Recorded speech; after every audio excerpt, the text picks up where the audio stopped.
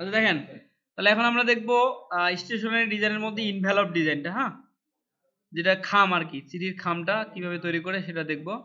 তো এখানে গুগলে গিয়ে লিখবেন যে ইনভেলপ সাইজ, ঠিক আছে, ইনভেলপ ডিজাইন সাইজ লিখবেন। এবার এই যে এখানে সাইজ দেখাচ্ছে, দেখেন কি রকম সাইজ নিতে যাচ্ছেন আপনি, ঠিক আছে। এই যে এখানেও লেখা আছে, এটা তো A4, এটা বড় হয়ে যাবে, হ্যাঁ, এখানে সাইজগুলো দেয়া আছে। ওকে, তো আমি এই যে এটা দেখি, এই যে এখানে সাইজ আছে 9 পয়েন্ট, আচ্ছা এটা ওপেন করি, এটা হচ্ছে 9.5 নাকি, আর এটা কত 6, এটা 9.5 হোয়াইট, 4 পয়েন্ট, হ্যাঁ এই যে এরকম করে দিছে। হ্যাঁ, তো এটা এই সাইজটা নেই আমরা, হ্যাঁ। ওকে, চলে গেলাম আমরা এখানে, এখান থেকে দেখি এখন প্রিন্ট, এগুলো হচ্ছে প্রিন্ট ডিজাইন সবগুলো কিন্তু, হ্যাঁ। তাহলে আমি এখান থেকে ইঞ্চি করে দেই, ঠিক আছে, ইঞ্চি করে দেই। তাহলে ওয়াইটটা কত হবে,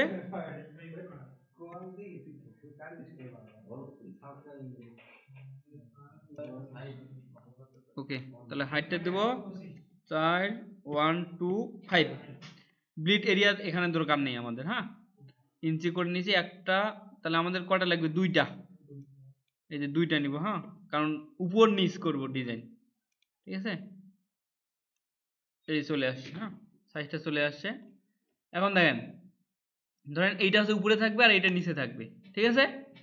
এখন উপরের ডিজাইনটা ওই আমি এখান থেকে নিয়ে নেব, তাহলে এই যে এখান থেকে আমার যে নিচে আছে এটা, হ্যাঁ, এই যে এটাকে টেনে ধরে আমি চলে যাবো এই যে এখানে, এই যে এখানে থাকবে, হ্যাঁ।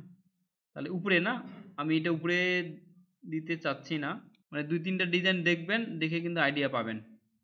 আমি যদি এখানে সার্চ দিই যে ইনভেলপ ডিজাইন,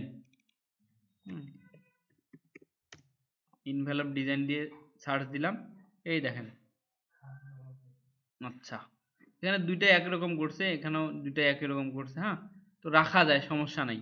তাহলে এখানে অ্যাড্রেস লিখছে, ওকে। তো আপনি কি রকম করতে চাচ্ছেন, ওকে।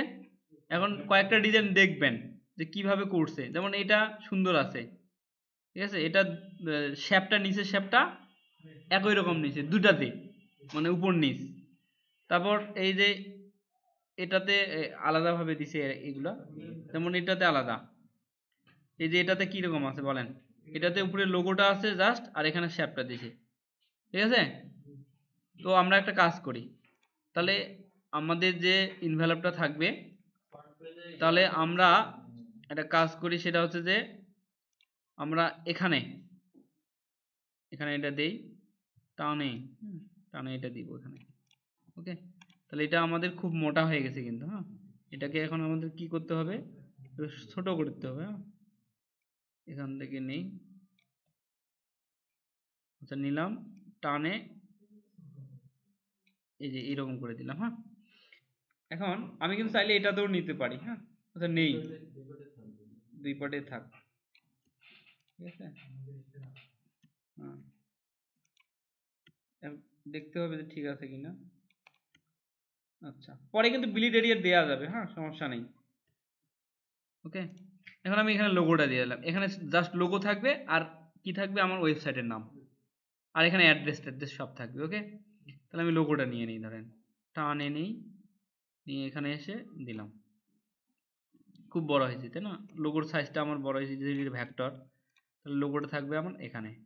তো এটাকে আমি এখান থেকে এলাইন টু আর্টবোর্ড, এখানে ক্লিক দিলাম, এখানে ক্লিক দিলাম, হ্যাঁ, এই যে এখানে বসে গেছে, একটু উপরে দেই, এই যে এখানে দিলাম, হ্যাঁ। তারপর দেখেন, আপনি যদি ওয়েবসাইটটার নাম এখানেও দেন তবুও কিন্তু সমস্যা নাই, ঠিক আছে। এখন দেখেন, দিলেও দিতে পারি এখানে, আচ্ছা এটা পরে দেই, এটা আগে মিল রাখি, এটা একটু বাইরে চলে গেছে মনে হয়, দেখি তো, আচ্ছা না, এমনিতে দেখা যাচ্ছে। এখন আপনার যেটা ব্যাক সাইড, এটাকে বুঝবে কি রকম করে, তাই না, তার জন্য আপনাকে এরকম করে একটা শ্যাপ নিতে হবে, এই যে শ্যাপ নিলাম, ওকে। শ্যাপ নেওয়ার পরে এটার কালারটা আমি ধরেন এই কালারে দিলাম। হ্যাঁ, এখন দেখেন এই যে ডিরেকশন টুল, এটা দিয়ে এই কর্নারটা শিপ চেপে এই কর্নারটা, এই দুটাকে ধরবেন, ধরে এখান থেকে এইরকম করে এই ঘুরিয়ে দিবেন। এখন বোঝা যাচ্ছে যে এটা হচ্ছে ব্যাক সাইড, এটা হচ্ছে আমার front, তার মানে এটার বিপরীতে এটা থাকবে। হ্যাঁ, এখন এটা কিরকম করতে যাচ্ছেন, আপনি কি এখানে লোগো দিবেন, দিলেও কিন্তু দিতে পারেন। যেমন অনেকে এইভাবে যে উপরে কিন্তু তথ্যগুলো রাখছে, আর এখানে আচ্ছা এটা এটা এটা এই দিকে খুলতেছে, তাই না, এটা সাইড দিয়ে খুলতেছে, এটা আমরা না দেখি। যেমন এই যে এখানে দেখেন এটা দুইটাই একই রকম দিছে, ঠিক আছে। কয়েকটা দেখে কি করা যায়, আমি কিন্তু বারবার বলতেছি যে কয়েকটা ডিজাইন দেখে একটা ধারণা নিয়ে নিজে ডিজাইন করা যায় কিন্তু। হ্যাঁ, আমি কিন্তু এদেরগুলো কপি করতেছি না, ঠিক আছে, এদেরগুলো কিন্তু আমরা কপি করতেছি না। যেমন এই যে এখানে দেখেন, এখানে কি করছে বলেন দেখি, এখানে যেটা ফ্রন্ট সাইড, এখানে কি দিছে, সবকিছু তথ্যগুলো দিছে, আর এখানে জাস্ট খালি কি দিছে, লোগোটা দিয়ে দিছে। তাহলে আমরা এরকম করে দিই। এখন এই লোগোটা এখানে থাকলো, এখন তথ্যগুলো আমরা বসাই দিই নাকি।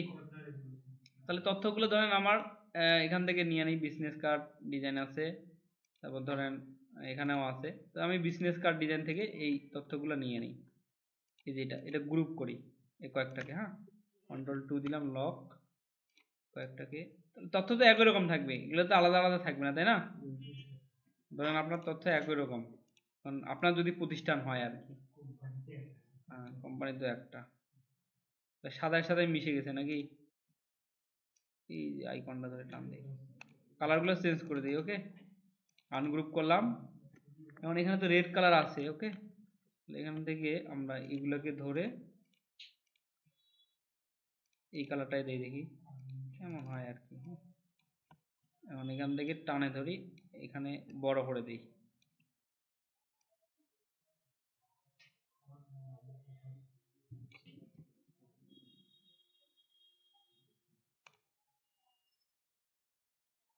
ওকে, এখানে তো থাকলো। হ্যাঁ, আচ্ছা আচ্ছা, তাহলে এই লোগোটা উপরে, তাহলে এখানে থাকলেও সমস্যা নাই, বা এখানে দিলাম আমরা, কারণ এখানে বড় করে ওয়েবসাইটটা লিখে দিতে পারি। হ্যাঁ,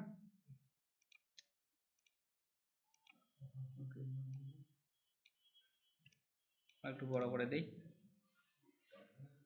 তাহলে এখানে আমরা লিখে দেই ওয়েবসাইটের একটা ধরেন অ্যাড্রেস থাকবে, বা এদিকে ধরেন ওয়েবসাইট থাকবে এখানে, যে www.yourwebsite.com। হ্যাঁ, ওয়েবসাইটটা আমার থাকবে এইদিকে।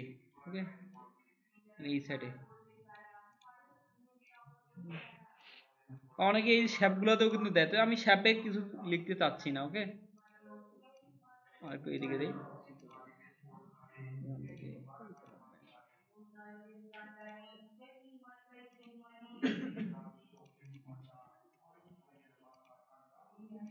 এটার সাইজ কত আছে, এইটাতে ক্লিক দিলে ওটা এরকম হয়ে যাবে। হ্যাঁ, এখানে ক্লিক দিয়ে আমি যদি এখানে ক্লিক দেই, তাহলে ওই সাইজটা হুবহু নিবে, যা কিছু আছে ওর উপরে সবকিছু একদম নিয়ে নেবে। হ্যাঁ, আচ্ছা, এই যে এখানে গোল করে দিলাম। হ্যাঁ, এই পারবেন কিনা বলেন।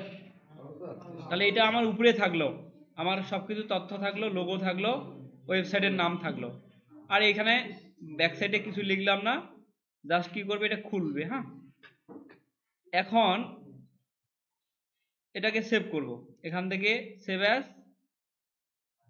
থেকে আমাদের এটা ধরেন 4 নাম্বার পার্ট, এখানে লিখবো ইনভলভ ডিজাইন। হ্যাঁ, ওকে, তাহলে ইনভলভ হয়ে গেল। এটা পরে পিএনজি বা জেপিজি করে নিব। হ্যাঁ,